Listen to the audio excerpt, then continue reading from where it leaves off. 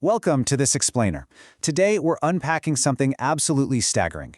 We're talking about a massive release of information, 3.5 million documents from Jeffrey Epstein's personal computer accounts. Now, for years, the public narrative around this whole case was basically built on a series of illusions.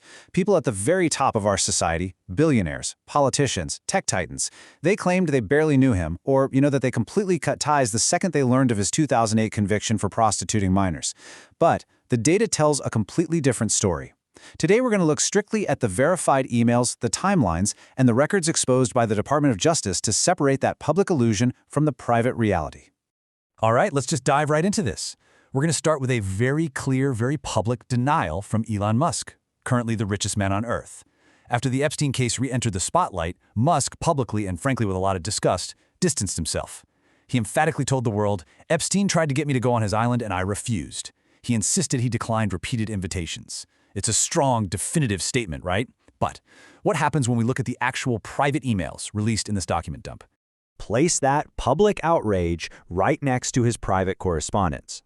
Just 2 months after their first interaction, Musk actively emailed Epstein asking which day would have the wildest party on his island. He actually wrote that he wanted to let loose and explicitly stated he needed the absolute opposite of a peaceful island experience. And in return, Epstein offered to send a helicopter to pick him up. They even coordinated times for Epstein to tour SpaceX facilities. So Musk didn't refuse. He was actively asking for invitations. And the crucial point here is that Musk is really just the tip of the iceberg. Which brings us to part 1, the illusion of distance. The source material reveals this incredibly wide network of cultural icons and business leaders who feigned total disgust in public, but remained intimately connected in private.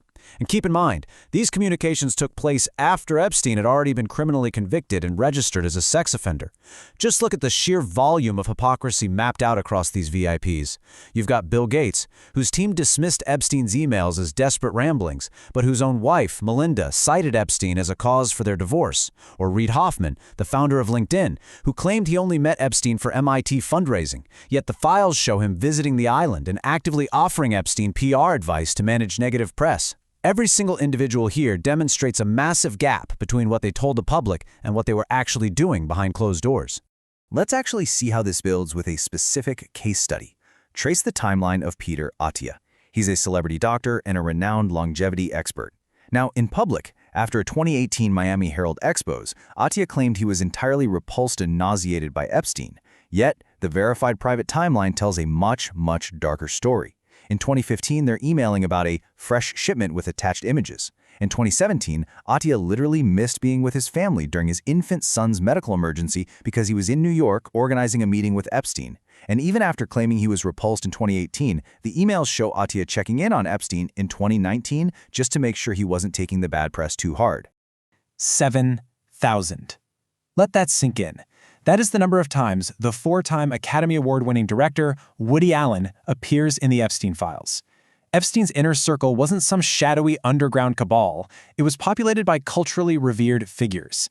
They were planning dinners in Paris, visits to the New Mexico ranch, coordinating furniture deliveries. These are the people our society has been taught to admire, and they were firmly entrenched in this network.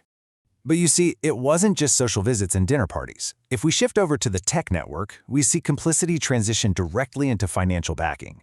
Peter Thiel, the billionaire founder of Palantir, claimed Epstein was just a crazed networker. Yet the records show Epstein investing $40 million into Thiel's venture capital firm, Valor Ventures. Epstein was also pitching Israeli software companies to Silicon Valley. These weren't accidental run-ins at parties, you guys. These were structured, multi-million-dollar business partnerships. Moving on to part 2, Secrets of the State. Because these documents prove that Epstein's reach went way, way beyond tech billionaires. It escalated directly to active politicians and global intelligence. Just look at this staggering number, 4,000. That is how many file mentions exist for the former Prime Minister of Israel, Ehud Barak. Between 2013 and 2017 alone, they met at least 40 times. Epstein wasn't just a friend. He was acting as a secret financial advisor, providing capital for Barak's investments in emergency communication software, and practically letting Barak live out of his Upper East Side apartment. And it's not just foreign leaders either. Let's trace the timeline of Howard Lutnick, the current United States Secretary of Commerce. Litnick gave an interview swearing he cut ties with Epstein way back in 2005 after being disgusted by a tour of his massage room. But the files show a very different reality. In December of 2012, Litnick and Epstein's signatures appear on neighboring pages of a corporate acquisition contract. That exact same year, Litnick vacationed with his wife and kids on Epstein's island. The public narrative of a severed relationship is just completely contradicted by this undeniable paper trail of business and leisure. This right here was the true intersection of global state power. Over in the UK, Cabinet Minister Peter Mandelson was caught illegally sending Epstein classified information about tax policies and even giving him advance notice of a €500 billion bailout. In the US, Catherine Rameller, the former top lawyer for the Obama White House, was emailing Epstein for gifts and flying on his plane years after his conviction. In France, banking titan Ariane de Rothschild held dozens of meetings and paid him a $25 million consulting contract. I mean, Epstein was essentially operating a shadow diplomacy across 3 entire continents. Which leads us into part 3, codes and covert crimes.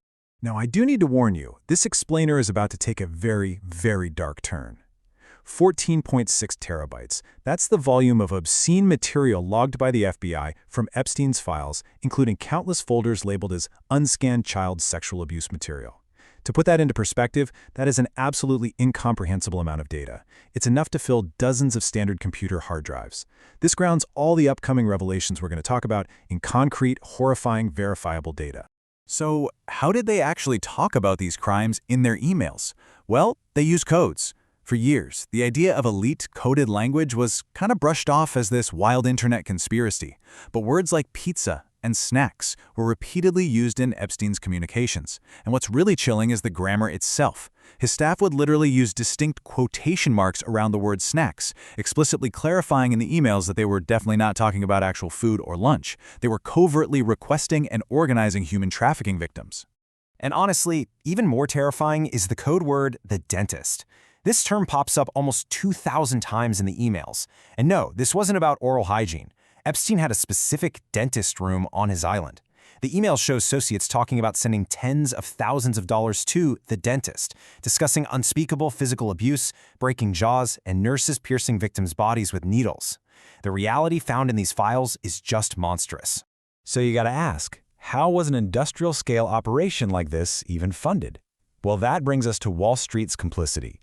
Just Staley, a top executive at JP Morgan, managed the bank's relationship with Epstein. Now, despite internal officials warning senior management about Epstein's prolific and highly suspicious cash withdrawals over a decade, Staley and the bank leaders overrode those objections on at least 4 separate occasions. The emails between them are deeply disturbing. Staley referenced victims dressed as Disney characters, writing, "That was fun, say hi to Snow White," to which Epstein actually replied asking what character he wanted next. The absolute crucial point here is that the financial institutions knew, and they enabled it. Ultimately, JP Morgan paid a $290 million settlement to victims. As one attorney stated in court, Epstein's entire business with JP Morgan was human trafficking. They processed over $1 billion in transactions for him while turning a total blind eye to the incredibly obvious red flags. And that brings us to part 4, the architecture of power. So, pulling back the camera here, the ultimate takeaway from these source documents is Epstein's active involvement in shaping cultural movements and global intelligence. Neutrally reporting the facts from the files, we see this incredibly surprising political web. In 2011, Epstein was introduced to Christopher Poole, the founder of the anonymous forum 4chan, marveling at the site's potential for manipulation just days before the launch of the Poll Board, which went on to become a massive hub for extreme ideologies. In 2017, Epstein was strategizing and recording dozens of hours of interviews with Steve Bannon to rehab his public image and reshape global politics. Add to this his decades-long history of literally introducing himself as a CIA agent and his ties to Israeli intelligence via his relationship with Ghislaine Maxwell's father, Robert Maxwell. I mean, the sheer scope of his influence is staggering. And that brings us to the core thesis of this entire explainer. When you really look at the evidence, the 3.5 million documents, the protected network, the billions of dollars, the complete lack of accountability for so many involved, you realize something pretty profound. Epstein wasn't a glitch in the matrix. The system didn't fail. It worked exactly as it was built to. It was designed from the ground up to shield the ultra-wealthy and the deeply powerful from the consequences of their actions. Which leaves us with one lingering, totally vital question based on everything we've looked at today. If the global system of power, finance, and politics was deliberately built to protect them, who is protecting us? Thank you so much for joining me for this explainer. Keep asking questions and keep demanding accountability.